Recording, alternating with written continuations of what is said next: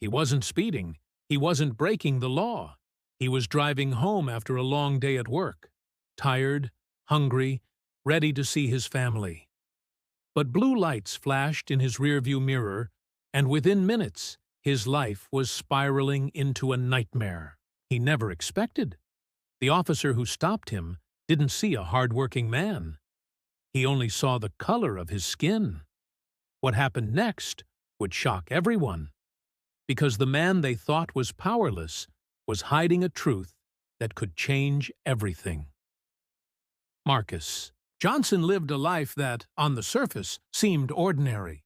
He was a quiet, hard-working man who had spent years building a reputation as someone reliable, someone who did his job well, kept to himself, and cared deeply for his family. His days followed a steady rhythm. Wake up early, head to work, push through long hours, then return home to the comfort of his neighborhood. That night, nothing felt unusual. The sun was dipping below the skyline, casting the city in warm gold as Marcus left the office. He carried his briefcase in one hand and his thoughts in the other. About dinner waiting at home, about calling his sister back, about the simple, everyday things most people take for granted. But as he got behind the wheel and started his drive, there was a weight in the air he couldn't quite place. The streets seemed quieter than usual, the stoplights stretching longer, the silence pressing in around him, and then the flash of red and blue lights in his mirror. His chest tightened. For Marcus, it wasn't the first time. Being pulled over had become a reminder that no matter how successful, polite, or law-abiding he was, the world still looked at him through a different lens. But tonight felt different. He couldn't explain why, just that something was about to happen. What Marcus didn't know was that this routine stop wasn't routine at all. It was the beginning of a night that would shatter assumptions, test boundaries, and expose a truth that no one at the scene expected. The patrol car's lights cut through the night, washing Marcus's rearview mirror in blue and red. His hands gripped the wheel tighter as he slowed to a stop on the side of the empty road. He took a deep breath, forcing calm into his chest. He had done nothing wrong. He reminded himself of that over and over. But experience had taught him that innocence didn't always matter. The officer stepped out of the car, heavy boots crunching against the pavement. Each step was slow, deliberate, as though dragging out the moment to remind Marcus who was in control. Marcus rolled his window down, his eyes fixed forward, both hands visible on the steering wheel. The questions began sharp, accusatory. Where was he going? Why was he in this neighborhood? Did he own this car? Marcus answered carefully, respectfully, every word chosen with precision, aware that the slightest shift in tone could be twisted against him. But instead of easing, the tension grew. The officer's gaze lingered not on his license, not on his registration, but on his skin, his presence, his very existence. Minutes stretched like hours as the situation escalated. The officer's voice rose, each command more aggressive than the last. He told Marcus to step out of the car. Marcus hesitated. He knew that stepping out could make him vulnerable, but refusing could make him a target. The decision weighed on him like a crushing force. Finally, he complied, moving slowly, deliberately, as though every motion could decide his fate. Once outside, things spiraled faster. The officer searched him without explanation, ignoring Marcus's calm requests for clarity. Drivers passing by slowed, staring, some whispering, others pulling out their phones. To them, it looked like just another traffic stop. But Marcus knew the truth. This wasn't about a broken law. It was about power.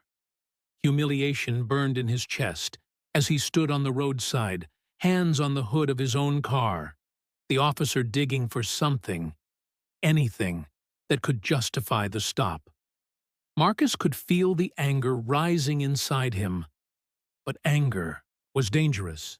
Anger could be mistaken for aggression, and aggression could be met with violence. Then came the words that sent a chill through him. "You're under arrest." No reason, no explanation, just cold metal cuffs snapping around his wrists. His heart pounded as the reality sank in. He wasn't being questioned anymore. He was being treated like a criminal in plain sight, his identity reduced to a stereotype. But here's what the officer didn't know. Marcus was not just another man driving home that night. He carried a truth that would unravel the entire situation. This truth would turn this act of discrimination into something much bigger than anyone on that roadside could imagine. And as the squad car door slammed shut, locking Marcus inside, the night grew heavier. This wasn't just an arrest. It was the beginning of a revelation. The squad car jolted forward, carrying Marcus in silence, the cold steel of the handcuffs digging deeper into his wrists. His mind raced, not with guilt, but with disbelief. He had followed every rule, every command. Yet here he was, stripped of dignity, treated as though his very existence was a crime. The officer's voice on the radio was smug, as if he had just scored a victory, parading Marcus as another nameless suspect. When they arrived at the station, Marcus was pulled out and marched inside. Every eye in the room turned to watch. Some officers smirked. Others ignored him completely. He was processed like any other arrest, photographed, fingerprinted, documented, as if his life could be reduced to a file. The humiliation cut deep. And then the officer who arrested him pushed harder, demanding answers that Marcus had already given. His tone was sharp, laced with contempt. It was clear. This wasn't about justice. It was about control, about feeding a prejudice that thrived unchecked. But as the questions grew more pointed, Marcus made a decision. He could no longer remain silent. Slowly, calmly, he asked for his identification card, not the license already in the officer's hand. Still, the one kept locked away in his wallet. Confused, the officer pulled it out, glanced at it, then froze. There, in bold print, was the truth. Federal Bureau of Investigation. The room shifted instantly. Conversations stopped. Expressions changed, and the officer's smirk dissolved into panic. The man he had treated as disposable, the man he had dragged through humiliation and arrest, was not powerless. He was a federal agent. But Marcus didn't gloat. He didn't need to. The silence in the room spoke louder than any words could. In that moment, every officer present was forced to confront the truth. Their prejudice had blinded them, and now the consequences would ripple far beyond that station. And yet, this was only the beginning. The room stayed silent, heavy with the weight of realization. The officer who had paraded Marcus as a suspect now stood pale and speechless, the arrogance drained from his face.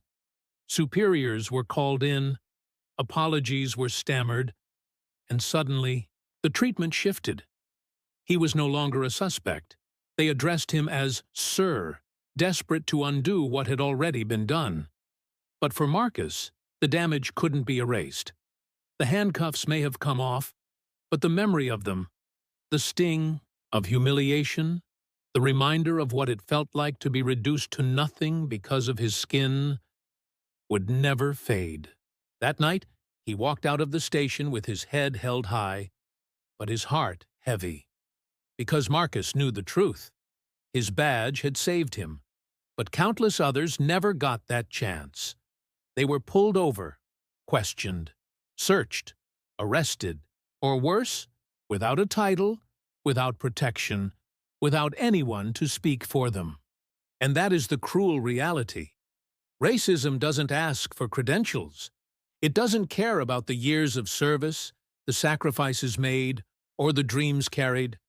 To prejudice, the only thing that matters is the color of your skin. Marcus's story is not just about one man. It is a mirror, reflecting a system that too often fails those it should protect. A reminder that dignity should not depend on status, that safety should not be conditional. So the question lingers long after the night ended. How many more lives must be shattered before change becomes more than a promise? How many more Marcus Johnsons must be humiliated, arrested, or silenced before equality stops being a dream and becomes reality? This isn't just his story. It's ours to confront, and it's yours to remember.